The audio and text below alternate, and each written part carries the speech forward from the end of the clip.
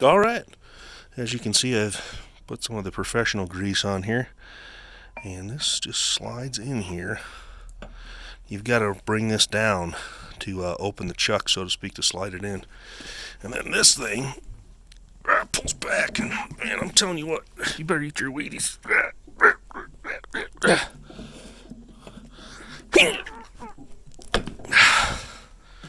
There it is. That's for the collarless bit. I should probably go take a break now. It was pretty tough work so far. Anyhow, yeah. Also take some Advil before you start doing this stuff. So, next up, the actual jackhammering. I have an extension cord. I don't know. Hopefully it's the right gauge.